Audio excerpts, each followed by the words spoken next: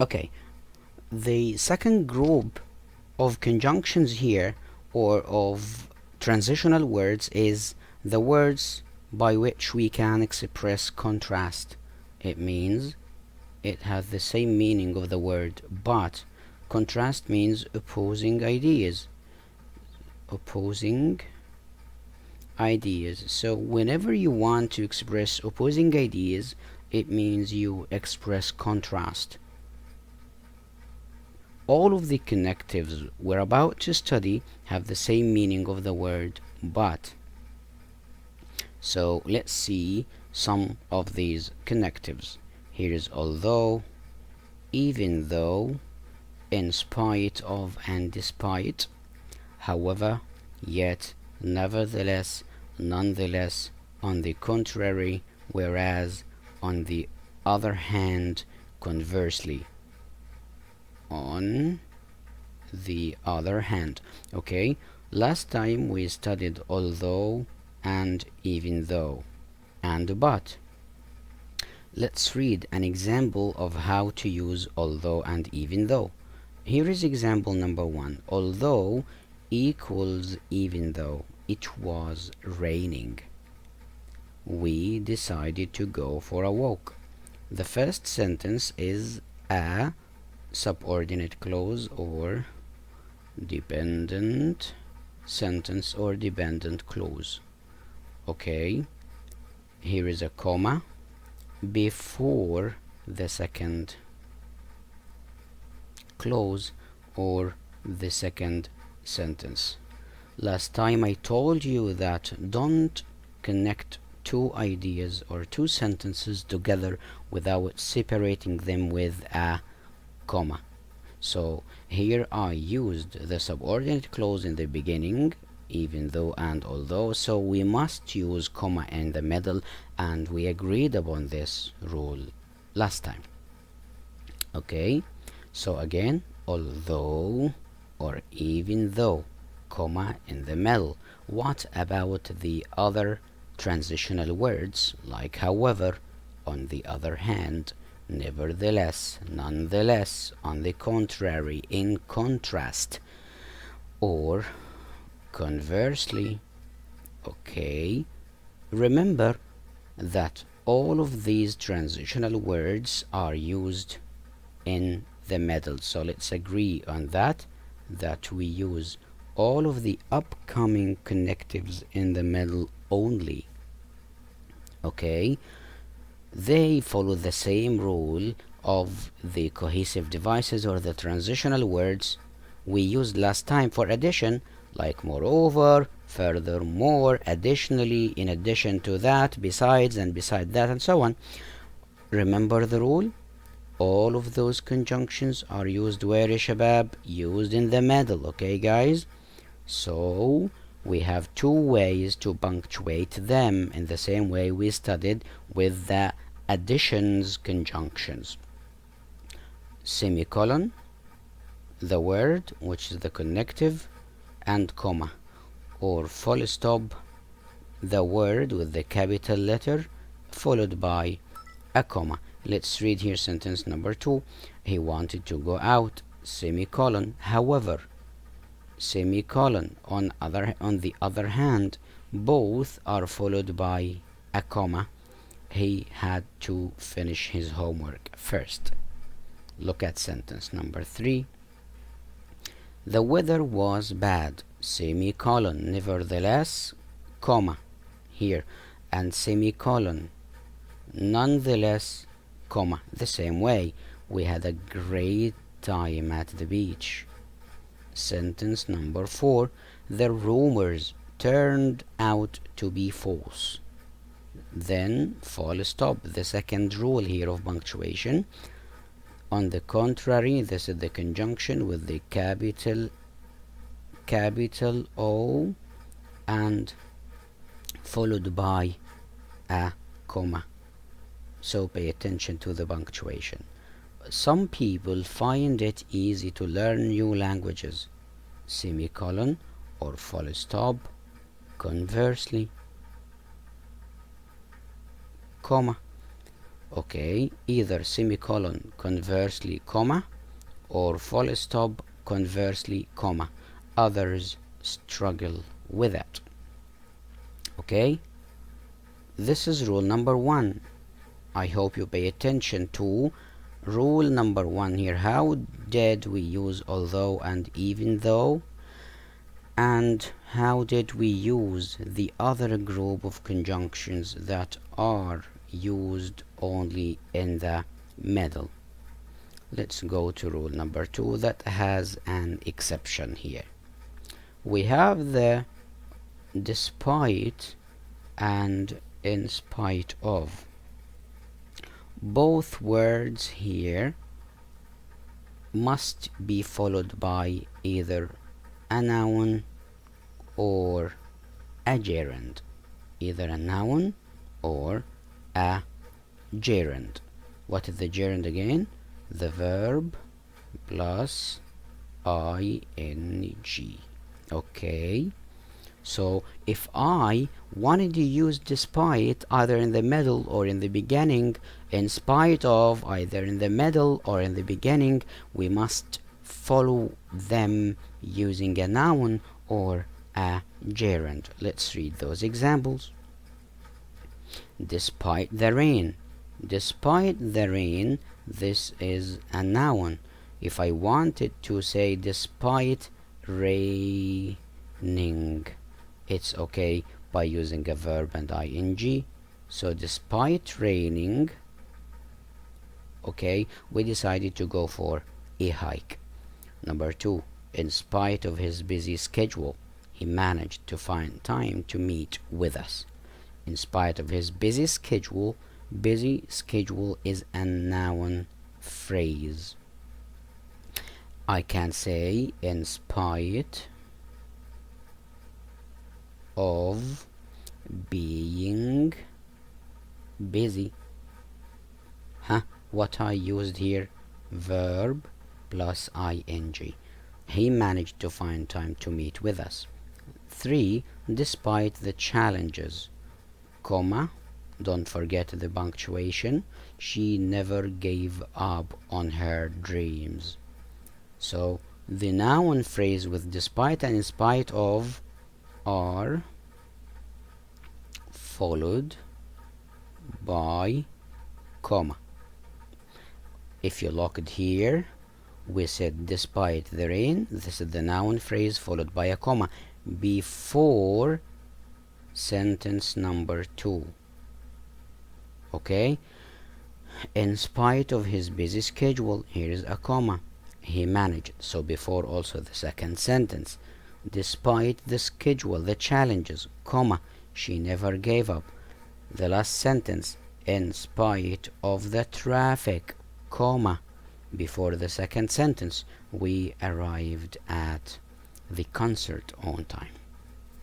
Okay, so use a comma after the noun phrase. So despite, if you started the sentence with them, or in spite of followed by the noun phrase, then comma, then the second sentence, which is sentence number 2. That's okay. So right now we studied 2 main rules. Rule number 1 with the exception that follows despite and in spite of, that they must be followed by a noun or a gerund, and rule number 2 with the other conjunctions that they are used in the middle and we use 2 different punctuation, either a semicolon before the conjunction, like for example however, and this applies to the rest of the conjunctions, or full stop, then capitalize the H of however, then a comma. Now I wanted to apply the rules we studied to replace the word but in these examples using the linkers we studied. What are the linkers? Here is the list. You can use any one of this list. although, even though, in spite of, despite, however, yet, nevertheless, nonetheless, on the contrary, whereas, on the other hand, conversely, and finally, in contrast. I'll send this list of conjunctions in the chat box. Start answering the sentences and send them on this link I'm going to send. Here's a link of Google Documents, Google Docs, and or Google Forms. Each one of you will write his answers in this form, then submit your answers once you finish. You have 7 minutes. The last group here is how to express cause and effect.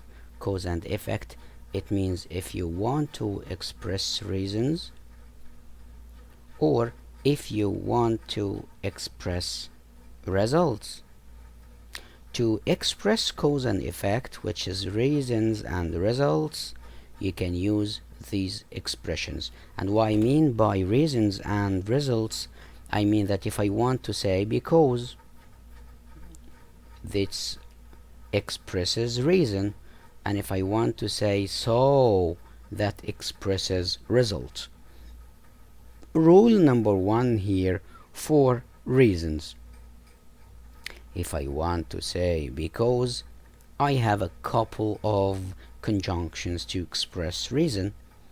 Rule number 1, the connectives that are followed by a regular sentence, which means full sentence, we agree, full sentence, subject and a verb. These connectives are because, since, as, and for. So each one of those are followed by a regular sentence. So you can say, we didn't, no, not to be confused, let me write it here.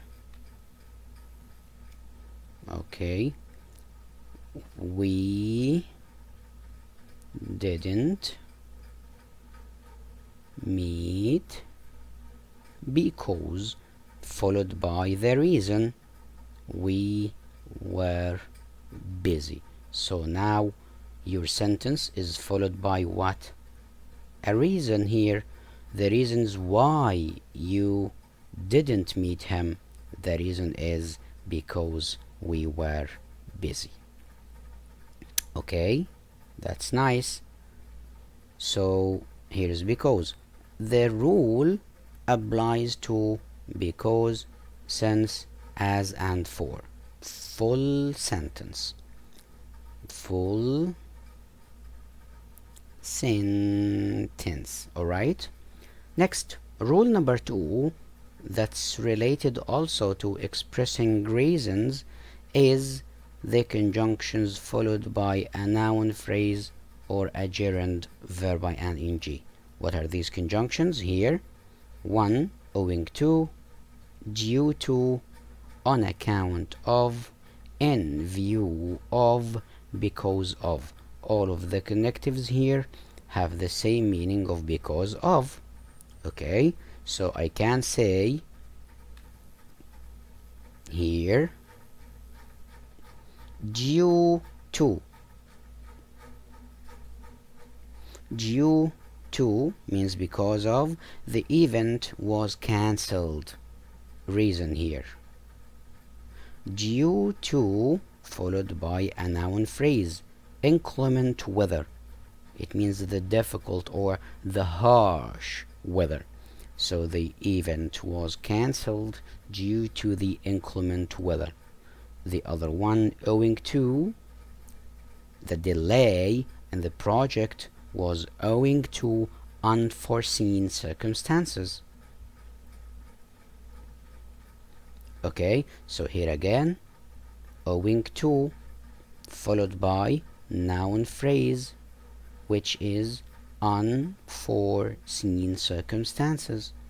For the third, on account of.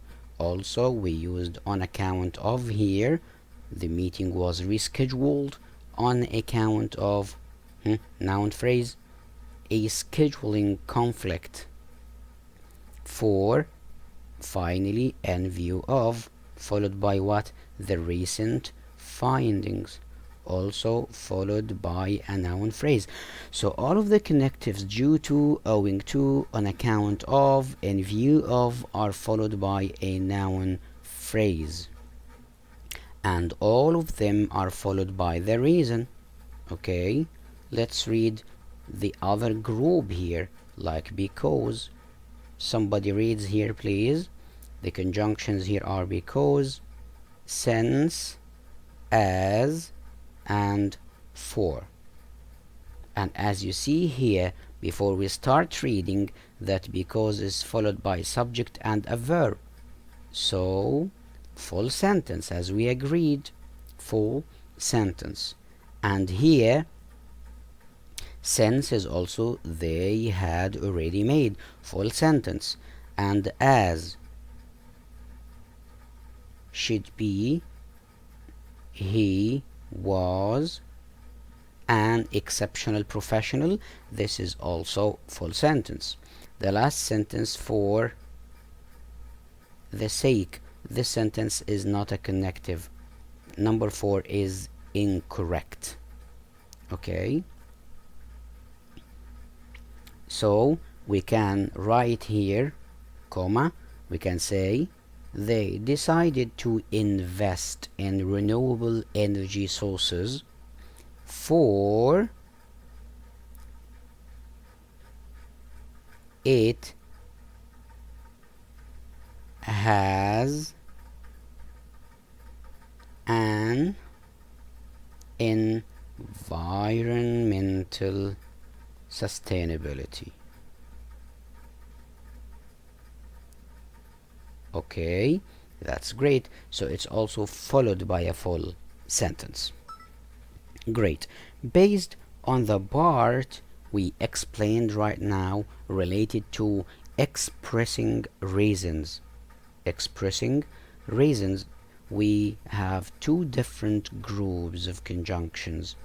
The first one here is rule number 1, the connectives that are followed by full sentence, like because, since, as, and for. And here is rule number 2, which is followed by a verb and ing or a noun phrase. What are they? Owing to, due to, on account of, in view of, and because of. Now I want you to write 2 sentences in the chat box. One of them, use one linking word from rule number 1 and one linking word from rule number 2. For example, you can use because in one sentence and owing to in another sentence. Or you can use since in a sentence and due to in a sentence. Or as in a sentence and on account of in another sentence. Start now.